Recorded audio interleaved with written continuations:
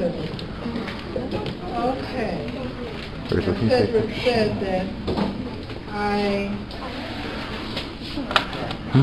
did suffer from I do suffer from mental illness, and I have been able to overcome obstacles of abuse at home. But before I get into that, I used to love to read, and I would read a lot. I read books in an hour, you know, because I was only in 3rd grade, but I would read a lot. But I got older, and I got away from it. And by the time I was 18, I had 2 children. I was drug addicted, living with a boyfriend, and being abused by him. To make matters worse, I had a nervous breakdown, which, in short, I lived a nightmare. It was a total nightmare. And I remember running in and out of mental hospitals because I wouldn't take my medicine, and I was still using drugs and drinking alcohol. So this went on for quite a while until I decided, until I became homeless because of my behavior. I lost my place to stay. I was living on the street, and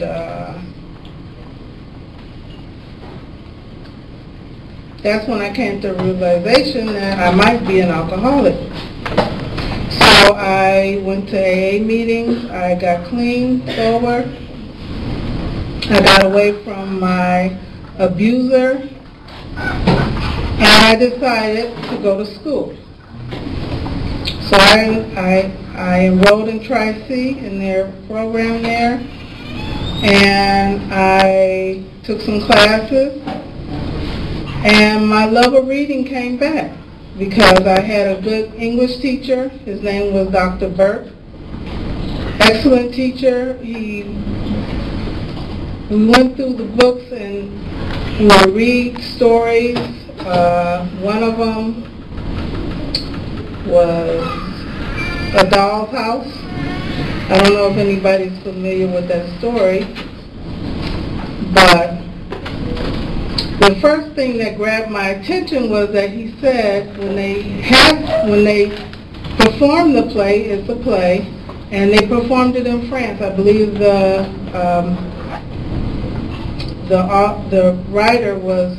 playwright was French. I believe he was French. And so they performed this play, and they threw garbage on the stage because for that time, the things that the play was saying to the people was not acceptable. And what the play was about a lady that was married to a gentleman that was very controlling. And she decided that she didn't want to be his wife anymore. And a series of events happened because of that. But that was unheard of at that time. You know, women did not leave their husbands. And so that's what sparked my interest in reading again. So I started reading again, and I thought, maybe I'll write my own book. Because at the time, I was thinking of writing something, but I didn't know what it was. I knew what it was, but I didn't know how it would turn out. So I started going to the library, and I started typing out my chapters. And then my father was very kind and bought me a computer, which I had to pay him back, but I did. And I decided to write my story, my novel. It's not a story about me. But I wrote Angels Only Stand Where Cherubim Take Flight. And so the novel practically wrote itself. And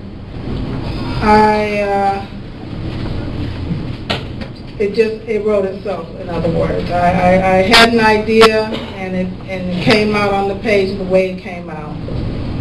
So there, I wrote a novel.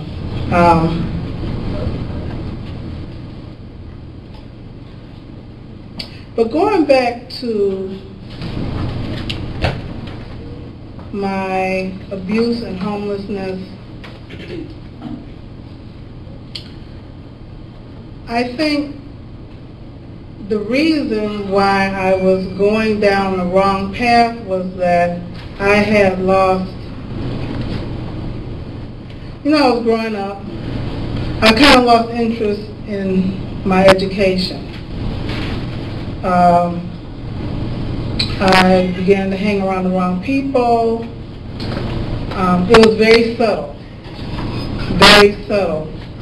And before I knew it, like I told you before, I was living in an apartment with my boyfriend, who was 2 years older than I was, and I had 2 small children.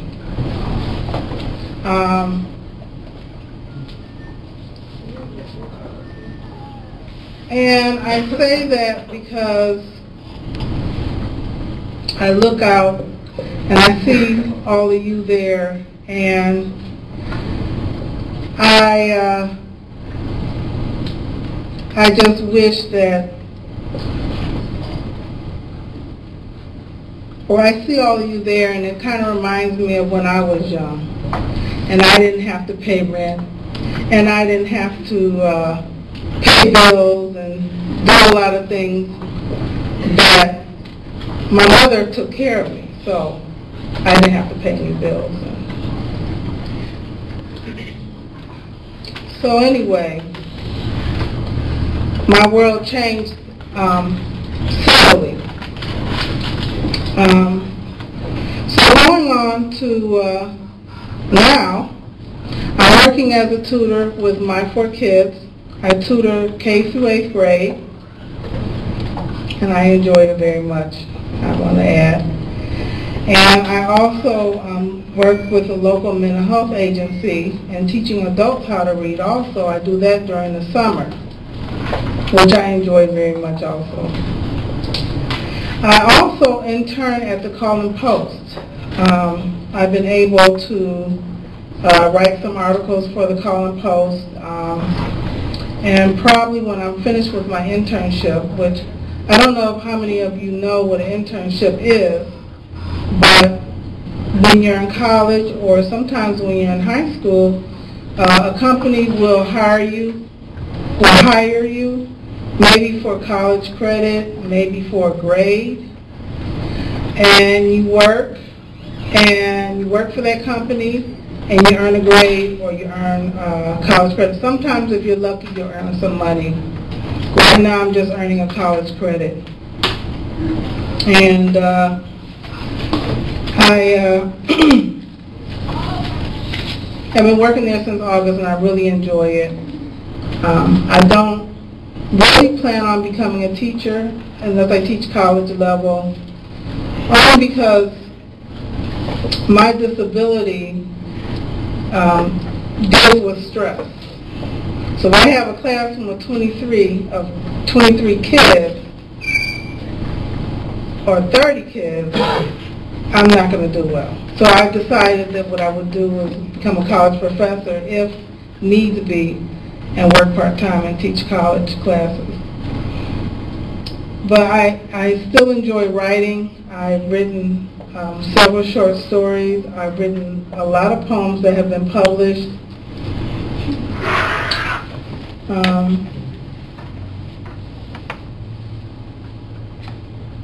And I enjoy my life now. And it's not the quantity of my life, it's the quality of my life, of how I'm living. No more fights and Christmas. Things like that have really changed. I'm living by myself now. My kids are grown. All my kids are grown. And so anyway, Angels Only Stand Where Cherubim Take Flight came from a lot of people that I had met, friends that I've had, things that I have heard people do, you know. I kind of put those together and put them in a novel. And this character, Jeremiah Washington, who is the main character in the book, he had to overcome some obstacles himself, which is a lot like me. And he went to jail because of something he did not do. He came out, he went back to school, he went to college, and he became a social worker. And so I'm going to read a little bit from the book. This is when he was in jail. And so it's chapter 10, and I'm going to read an excerpt. Pat wasn't in the cell when I went to lay down after that encounter. I went there to think about things and to wonder if I were in for a confrontation. Jimmy hadn't came. It had almost been a month since I've seen him. I began thinking about the way life was. I did believe there was a God. Jimmy gave me a Bible that I had begun to read after my grandmother died. I went to church once here in prison, but I really didn't feel comfortable. I felt isolated from the world. Being an African-American male was not easy. I heard people say that in prison that the government threw drugs in the black communities hoping to wipe out our people or to make them drug dependent so that we could not function as a people or as individuals. We will always be on the bottom by killing each other.